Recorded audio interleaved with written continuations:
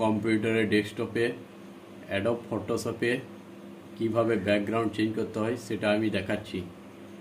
প্রথমে ফটোশপটা খুলে নিলাম, এটা একটু লোডিং হচ্ছে।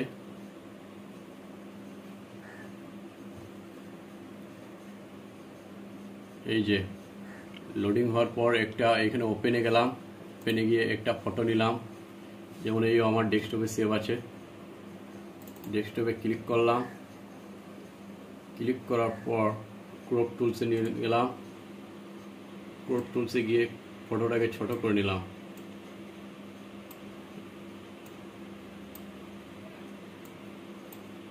সব দিকে সমান করে নিলাম, অ্যাডজাস্ট করে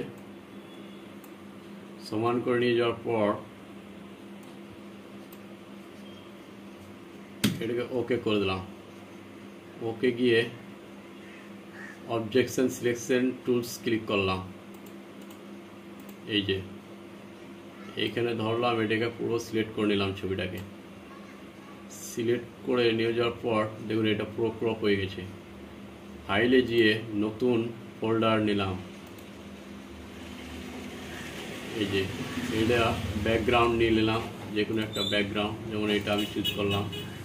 ওকে গিয়ে ক্লিক করলাম, ক্রিয়েটে গিয়ে অপশানে ক্লিক করলাম। বাস এই ধারে ফটোটাকে একটু সাইড করে নিলাম, দেখুন নিয়ে মুভ টুলসে গিয়ে সিলেক্ট করলাম। মুভ টুল সিলেক্ট করার পর ফটোটাকে ধরে এভাবে টেনে নিলাম, এটাকে কেটে দিলাম। তারপরে ক্রপ টুলসে নিয়ে গিয়ে এটাকে ছোট করে নিলাম।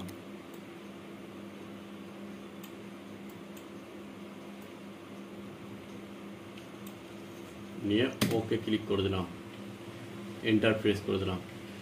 এন্টার প্রেস করে দেওয়ার পর ফাইলে গিয়ে save as copy, save as copy নাম দিয়ে দিলাম। ওকে ফটো পিডিএফ থেকে জেপিজি ফরম্যাটে করে নিলাম, নিয়ে সেভ করে দিলাম। ওকে দেখুন বন্ধুরা, ফটো ব্যাকগ্রাউন্ড কীভাবে চেঞ্জ করা হলো। এটাকে ভালো লাগলে লাইক অ্যান্ড সাবস্ক্রাইব করে দেবেন। Thank you.